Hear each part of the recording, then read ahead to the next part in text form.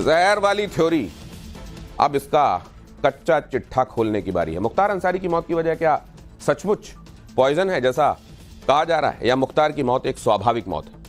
लेकिन क्योंकि वो माफिया था, क्योंकि वो पूर्वांचल का था, 2 दशक पहले 1-2 बार सीधे योगी से उसका एनकाउंटर हुआ था, लिहाजा लोगों के मन में इफ बट बहुत सारे किंतु परंतु की लंबी फहरिस्त है। कहीं कोई कह रहा है कि स्लो पॉइजन थेलियम दिया गया, कोई कह रहा है कि रशियन वेनम स्ट्राइकिन दे दिया गया। मतलब जितने मुंह उतनी बातें। लेकिन एक बात जरूर है कि आरोप गंभीर हैं, सनसनीखेज हैं, और इन आरोपों के पीछे की सच्चाई तभी पता चलेगी जब सही जांच हो। इस जहर थ्योरी को समझने के लिए यह बहुत जरूरी है कि यह बात आई कहां से कि जहर दे दिया गया। यह बात कि जहर दे दिया गया 2 साल तक क्यों नहीं आई? पंजाब से उत्तर प्रदेश जेल में, बांदा जेल में आए हुए मुख्तार को 2 साल से ज्यादा का वक्त हो रहा था। इस पूरे 2 साल के दौरान यह जहर वाली थ्योरी क्यों नहीं आई?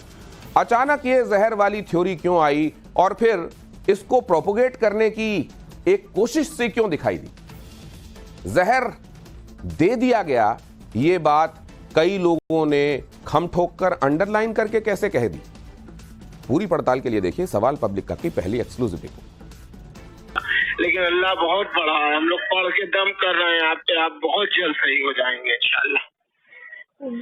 किसी भी तरह हिम्मत करके पापा फोन कर लिया करिए रोज, आपकी आवाज सुन के जान में जान आ गई हम लोग के।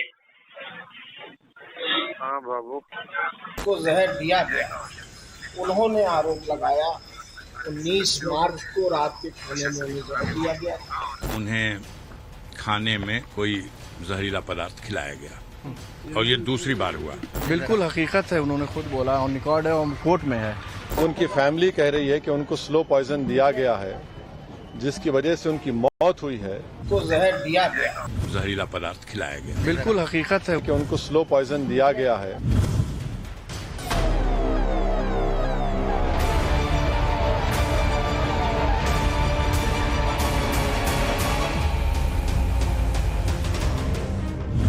तो क्या सचमुच जेल में मुख्तार अंसारी को स्लो पॉइजन दिया गया जिसकी वजह से उसकी मौत हुई? क्या जो बात मुख्तार का परिवार बार बार लगातार दोहरा रहा है उसमें जरा भी सच्चाई है? क्या मुख्तार की मौत जहर देने से हो गई? और क्या अब दोबारा मुख्तार अंसारी का पोस्टमार्टम कराया जाएगा? ये सवाल इसीलिए क्योंकि मुख्तार की मौत के पीछे 2 थ्योरी निकलकर सामने है। बांदा अस्पताल ने जो मेडिकल बुलेटिन जारी किया उसमें मुख्तार की मौत की वजह हार्ट अटैक बताई गई, लेकिन मुख्तार का पूरा परिवार दावा यह करता है कि मुख्तार को जेल में धीमा जहर दिया गया जिसकी वजह से मुख्तार की मौत हुई। ये स्लो पॉइजन वाली थ्योरी सबसे पहले कब सामने आई, इसके लिए पूरे इवेंट की क्रोनोलॉजी समझना जरूरी है। 21 मार्च को सबसे पहले बाराबंकी की MP MLA कोर्ट नंबर 4 में मुख्तार अंसारी की फर्जी एम्बुलेंस मामले में पेशी हुई।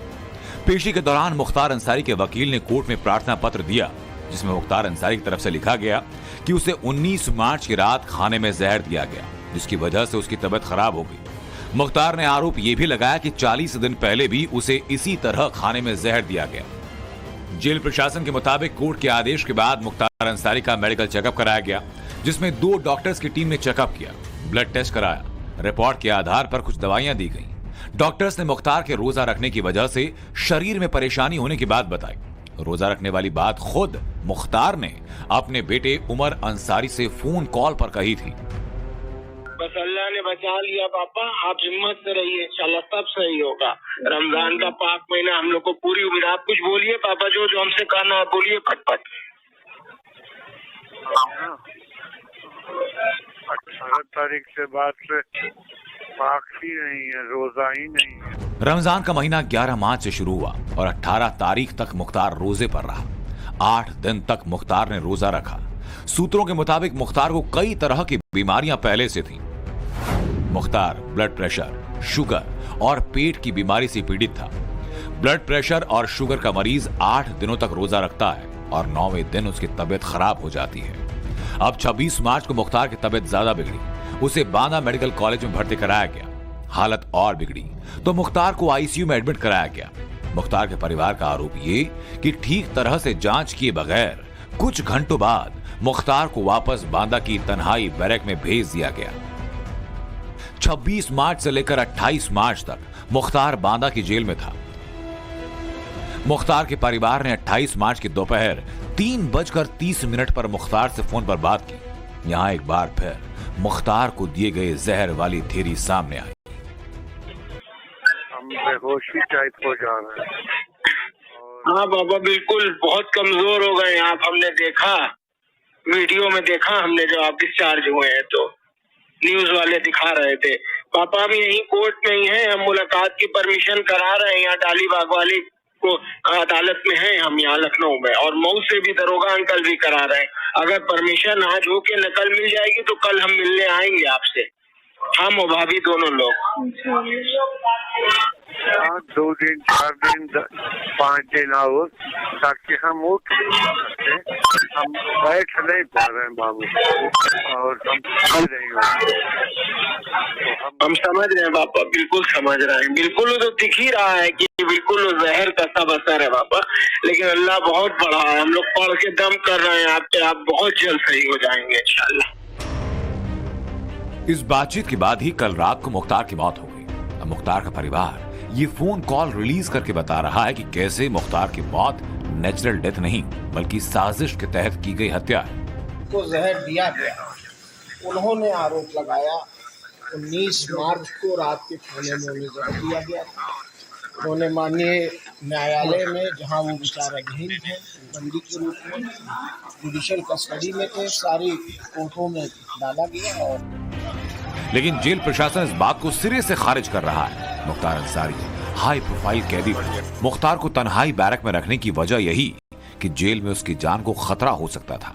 मुख्तार को दूसरे कैदियों से अलग ट्रीट किया जाता था। मुख्तार पर जेल प्रशासन का खास ध्यान रहता था। बांदा जेल के अधीक्षक वीरेश राज शर्मा ने कहा कि मुख्तार को दिया जाने वाला खाना पहले एक सिपाही चखता था, फिर डिप्टी जेलर उस खाने को टेस्ट करता था। जेल में बंद 900 कैदियों को भी वही खाना दिया जाता था जो मुख्तार अंसारी को दिया जाता था। यानी जिस हाई प्रोफाइल कैदी की एक एक डिटेल सीधे जेल अधीक्षक के पास जाती थी। जिला जेल में सीसीटीवी के साथ सिविल और पीएसी का कड़ा पहरा होता था। वहां कैसे मुख्तार को खाने में स्लो पॉइजन दिया जा रहा था, ये बात गले के नीचे नहीं उतरती।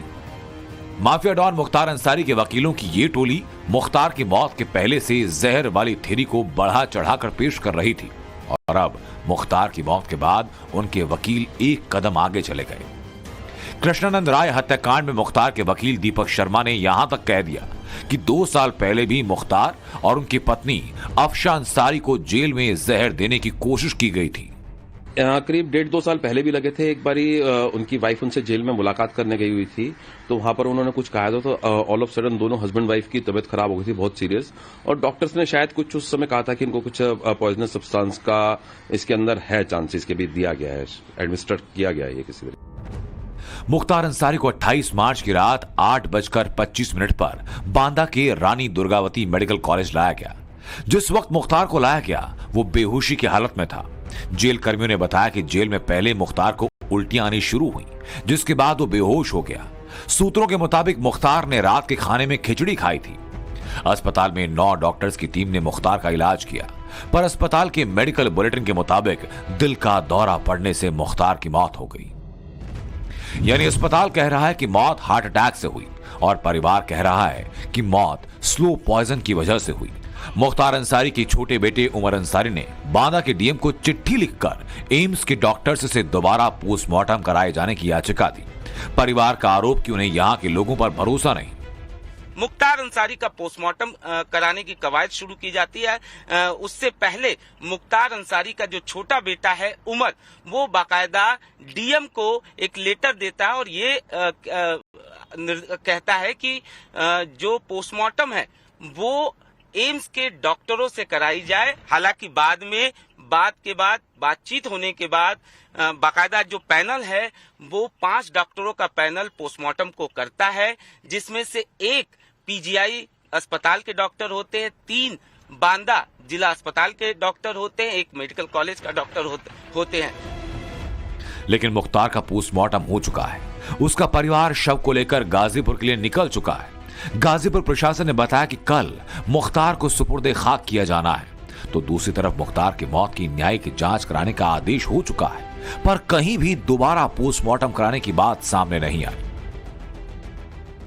तो निश्चित तौर पर जिस तरीके से परिवार का गंभीर आरोप है, इस बाबत जो है न्यायिक जांच के आदेश दे दिए गए हैं और कहा जाता है कि जब भी किसी की जेल में इस तरीके से मौत होती है तो नियम होता है, एसओपी होता है कि उसकी जांच की जाए और इस मामले में तो परिवार गंभीर आरोप लगा रहा है, इस वजह से भी न्यायिक जांच के आदेश दे दिए गए हैं।